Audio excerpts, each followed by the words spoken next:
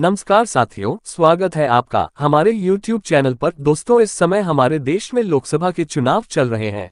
इस समय सभी यह जानना चाहते हैं कि इस बार हमारा प्रधानमंत्री कौन होगा। क्या फिर से नरेंद्र मोदी आएंगे या फिर राहुल गांधी। जहां चुनाव शुरू होने से पहले प्रधानमंत्री नरेंद्र मोदी ने 400 पार का नारा दे दिया था, परंतु इस बार राहुल गांधी बहुत जोरों से इस चुनाव में खड़े हैं और बीजेपी का सामना कर रहे हैं। जहां चुनाव से पहले लोगों के मन में यह बात फैली हुई थी कि लोकसभा चुनाव 2024 के खत्म होने के साथ साथ ही कांग्रेस पार्टी का भी अंत हो जाएगा। भाजपा पार्टी इस बार कांग्रेस को इतनी बुरी तरीके से हराएंगी कि कांग्रेस दोबारा कभी वापस चुनाव लड़ने की सोचेंगी भी नहीं। परंतु राहुल गांधी ने भारत छोड़ो यात्रा करके इस चुनाव में एक नई वापसी की है और विरोधियों के गाल पर एक जोरदार तमाचा मारा है। दोस्तों, इस चुनाव में जहां पहले देश के बड़े बड़े न्यूज चैनलों ने नरेंद्र मोदी की बीजेपी पार्टी को जीता हुआ घोषित कर दिया था, परंतु चुनाव के 6 चरणों में वोटिंग के बाद कुछ ऐसे आंकड़े सामने आए हैं जिनके अनुसार इंडिया गठबंधन बीजेपी पार्टी को बहुत बुरी तरीके से हरा रही है। इस चुनाव में वह हुआ है जिसके बारे में कभी किसी ने सोचा भी नहीं होगा। दोस्तों, आज के वीडियो में हम आपको 2024 के चुनाव के ताज़ा ओपिनियन पोल के बारे में बताएंगे, जिन्हें देखकर आपकी भी आंखें खुली रह जाएगी, क्योंकि इस चुनाव में कुछ ऐसा ही हुआ है जिस पर किसी को विश्वास ही नहीं हो रहा है। तो चलिए शुरू करते हैं आज की वीडियो। दोस्तों, वीडियो शुरू करने से पहले आपसे बनती है कि यदि आप चैनल पर नए हैं तो चैनल को सब्सक्राइब अवश्य करें और यदि वीडियो पसंद आए तो वीडियो को लाइक करना ना भूलें और कमेंट में अवश्य बताएं कि अगला प्रधानमंत्री किसे बनना चाहिए। तो चलिए इसी के साथ शुरू करते हैं आज की वीडियो। सबसे पहले हम बात करते हैं देश के दक्षिणी राज्य तमिलनाडु के बारे में। तमिलनाडु में लोकसभा कुल 39 सीटें हैं। तमिलनाडु राज्य में बीजेपी पार्टी का सुखड़ा ही साफ हो गया है, क्योंकि उन्हें यहां पर एक भी सीटें नहीं मिली है। तो वहीं दूसरी ओर राहुल गांधी की इंडिया अलायंस के खाते में 39 की 39 सीटें जाती हुई दिखाई दे रही है। दोस्तों, तमिलनाडु के साथ साथ भारत के ऐसे कई दक्षिणी राज्य हैं जहां पर बीजेपी पार्टी का खाता तक नहीं खुला है। तो वहीं दूसरी ओर इंडिया अलायंस को बहुमत के साथ अपनी सरकार बना रही है। तो चलिए इसी के साथ अब हम बात करते हैं देश के अगले राज्य छत्तीसगढ़ के लोकसभा ओपिनियन पोल के बारे में। छत्तीसगढ़ राज्य में लोकसभा के कुल 11 सीटें मौजूद है, जिसमें से भाजपा गठबंधन एनडीए के खाते में 5 सीटें जाने का अनुमान है। तो वहीं दूसरी ओर 6 सीटें इंडिया गठबंधन के खाते में जाते हुए दिखाई दे रही है। दोस्तों, इस बार झारखंड में बीजेपी पार्टी की सीटें काफी कम हो गई है। पिछले लोकसभा चुनाव में बीजेपी पार्टी ने झारखंड में बहुमत के साथ विजय हुई थी। तो चलिए अब हम बात करते हैं उत्तर प्रदेश के ओपिनियन पोल के बारे में। उत्तर प्रदेश में लोकसभा की कुल 80 सीटें हैं, जिसमें से बीजेपी गठबंधन एनडीए के खाते में 42 सीटें आए हैं। तो वहीं दूसरी ओर इंडिया गठबंधन से खाते में 38 सीटें जाने का अनुमान है। उत्तर प्रदेश राज्य को बीजेपी पार्टी का गढ़ माना जाता है, परंतु इस चुनाव में दोनों ही पार्टियां उत्तर प्रदेश में समान सीटें लेकर आए हैं। तो चलिए इसी के साथ बात करते हैं बिहार राज्य के बारे में। बिहार में लोकसभा के कुल 40 सीटें मौजूद है, जिसमें से भाजपा गठबंधन एनडीए के खाते में 18 सीटें आए हैं। तो वहीं दूसरी ओर इंडिया अलायंस के खाते में 22 सीटें जाती हुई हैं दिखाई दे रही है। बिहार में तेजस्वी यादव और राहुल गांधी के मिलने से यहां पर इंडिया गठबंधन के खाते में काफी ज्यादा सीटें आई है, जिसका नुकसान साफ साफ भाजपा के खेमे में देखा जा सकता है। तो चलिए इसी के साथ अब बात करते हैं महाराष्ट्र के ओपिनियन पोल के बारे में। महाराष्ट्र राज्य भारत का दूसरा सबसे ज्यादा लोकसभा सीटों वाला राज्य है। यहाँ पर लोकसभा के कुल 48 सीटें हैं, जिसमें से भाजपा गठबंधन एनडीए खाते में 17 सीटें आई हैं। तो वहीं इंडिया गठबंधन के खाते में 29 सीटें जाने का अनुमान है। महाराष्ट्र राज्य में भी बीजेपी पार्टी हार रही है। इसका सबसे बड़ा कारण यह है कि शिवसेना के अध्यक्ष उद्धव ठाकरे, जो कि पहले बीजेपी के साथ मिले हुए थे, परंतु इस बार उन्होंने इंडिया गठबंधन से हाथ मिला लिया है और इसका परिणाम ये हुआ है कि महाराष्ट्र में बीजेपी की सीटें काफी ज्यादा गिर गई है। तो चलिए इसी के साथ हम बात करते हैं मध्य प्रदेश की ताजा सर्वे के बारे में। मध्य प्रदेश राज्य में लोकसभा की कुल 29 सीटें हैं, जिसमें से भाजपा गठबंधन एनडीए के खाते में 19 सीटें आई है। तो वहीं इंडिया अलायंस के खाते में मात्र 10 ही सीटें आ सकी हैं। मध्य प्रदेश राज्य में बीजेपी पार्टी की सरकार होने का फायदा उन्हें साफ साफ मिल रहा है। मध्य प्रदेश में बीजेपी पार्टी की ही सरकार है। तो चलिए बात करते हैं पंजाब राज्य के ओपिनियन पोल के बारे में। पंजाब में लोकसभा के कुल 13 सीटें हैं, जिसमें से भाजपा गठबंधन के खाते में एक भी सीट नहीं आई है। तो वहीं इंडिया गठबंधन के खाते में 8 सीटें जाती हुए दिखाई दे रही है। दोस्तों, ऐसा कहा जा रहा था कि जब बीजेपी के लोग पंजाब में चुनाव का प्रचार करने के लिए दाखिल हो रहे थे, तो वहां के किसानों ने बीजेपी के कार्यकर्ताओं को बुरी तरीके से प्रताड़ित किया और वहां से भगा दिया। तो वहीं दूसरी ओर इस समय पंजाब में आम आदमी पार्टी की सरकार होने के कारण इंडिया गठबंधन पंजाब में बहुमत के साथ विजयी हो रहा है। तो चलिए इसी के साथ हम बात करते हैं देश के अगले राज्य हरियाणा के ओपिनियन पोल के बारे में। हरियाणा राज्य में लोकसभा की कुल 10 सीटें मौजूद है, जिसमें से भाजपा गठबंधन के खाते में मात्र 3 बार सीटें आई है, तो वहीं दूसरी और इंडिया अलायंस के खाते में 7 सीटें आने का अनुमान है। पिछले लोकसभा चुनाव में हरियाणा में बीजेपी पार्टी खाते में 10 सीटें आई थी, परंतु इस बार उनकी मात्र 3 ही सीटें रह गई है।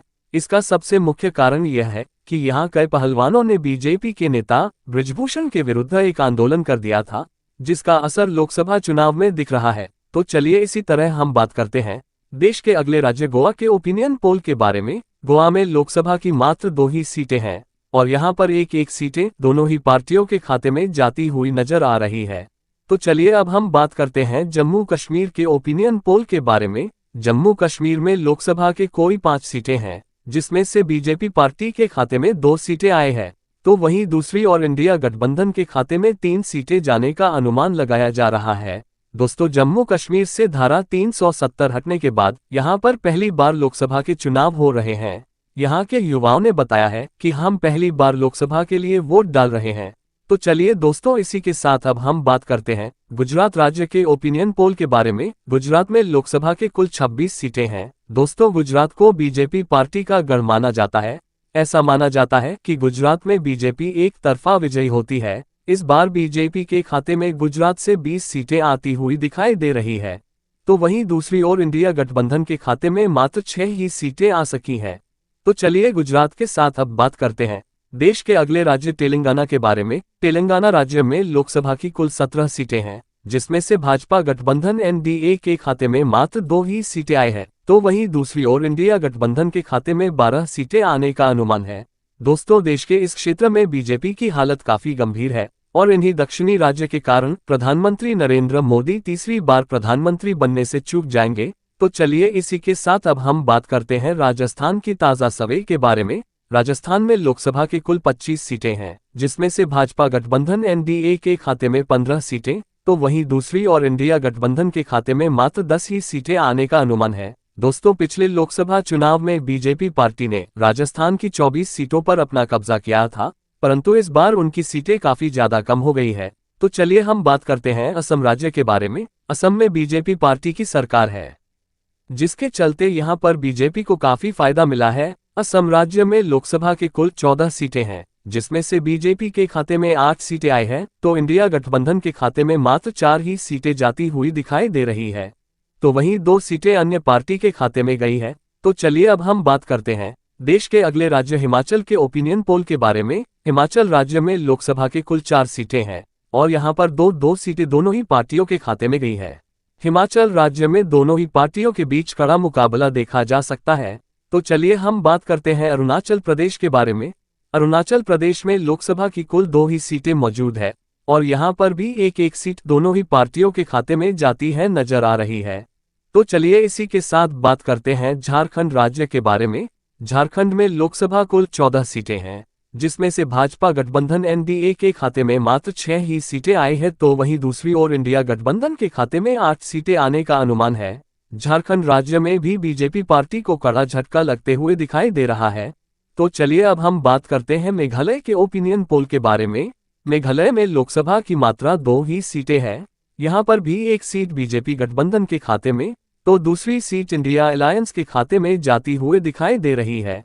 तो चलिए अब हम बात करते हैं देश के अगले राज्य दिल्ली के ओपिनियन पोल के बारे में। दिल्ली में लोकसभा के कुल 7 सीटें मौजूद है, जिसमें से बीजेपी गठबंधन एनडीए के खाते में 2 सीटें आए हैं, तो वहीं दूसरी ओर इंडिया गठबंधन के खाते में 5 सीटें जाने का अनुमान लगाया जा रहा है। आम आदमी पार्टी का इंडिया गठबंधन से मिलने का फायदा उन्हें दिल्ली में मिल रहा है। इसके चलते इंडिया गठबंधन दिल्ली में बहुमत प्राप्त करती हुई दिखाई दे रही है।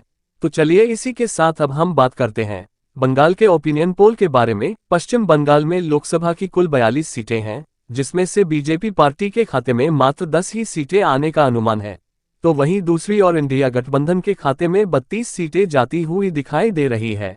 दोस्तों, पश्चिम बंगाल में ममता बनर्जी पार्टी टीएमसी के खाते में लगभग 30 सीटें आई है और इस बार ममता बनर्जी भी इंडिया गठबंधन का एक हिस्सा है, जिसके चलते इंडिया गठबंधन पश्चिम बंगाल में भारी मतों से जीत रहा है। तो चलिए अब हम बात करने जा रहे हैं देश के अगले राज्य केरल के ओपिनियन पोल के बारे में। केरल राज्य में लोकसभा की 20 सीटें मौजूद है। केरल राज्य से बीजेपी पार्टी का शुक्ला ही साफ हो गया है, यहाँ पर उनका खाता तक नहीं खुला है। तो वहीं दूसरी ओर इंडिया गठबंधन के खाते में 20 सीटें जाती हुई दिखाई दे रही है। केरल में इंडिया गठबंधन क्लीन स्वीप करके बीजेपी को हरा रही है। तो चलिए इसी के साथ अब हम बात करते हैं मणिपुर के ओपिनियन पोल के बारे में। मणिपुर में लोकसभा की कुल 2 सीटें मौजूद है और पर यहाँ की दोनों ही सीटें इंडिया अलायंस के खाते में जाने का अनुमान है। तो चलिए इसी के साथ अब हम बात करते हैं कर्नाटक राज्य के बारे के ओपिनियन पोल के बारे में। कर्नाटक राज्य में लोकसभा की कुल 28 सीटें हैं, जिसमें से भाजपा गठबंधन एनडीए के खाते में 9 सीटें आ रही है। तो वहीं दूसरी ओर इंडिया गठबंधन के खाते में 19 सीटें जाने का अनुमान लगाया जा रहा है। तो चलिए इसी के साथ अब बात करते हैं उत्तराखंड राज्य के ओपिनियन पोल के बारे में। उत्तराखंड में लोकसभा की 5 सीटें मौजूद है, जिसमें से बीजेपी पार्टी के खाते में 4 सीटें, तो वहीं दूसरी ओर इंडिया अलायंस के खाते में मात्र 1 ही सीट आने का अनुमान है। दोस्तों, उत्तराखंड में बीजेपी सरकार है, जिसके चलते उन्हें यहाँ पर काफी ज्यादा सीटें प्राप्त हुई है। तो चलिए अब हम बात करते हैं देश के अगले राज्य आंध्र प्रदेश के ओपिनियन पोल के बारे में। आंध्र प्रदेश में लोकसभा की कुल 25 सीटें मौजूद है, जिसमें से भाजपा गठबंधन एनडीए और इंडिया गठबंधन के खाते में 5-5 सीटें जाती हुई दिखाई दे रही। तो वहीं दूसरी ओर अन्य पार्टी के खाते में 15 सीटें जाने का अनुमान है। तो चलिए इसी के साथ अब हम बात करने जा रहे हैं देश के अगले राज्य उड़ीसा के ओपिनियन पोल के बारे में। उड़ीसा राज्य में लोकसभा की कुल 21 सीटें मौजूद है, जिसमें से 6 सीट बीजेपी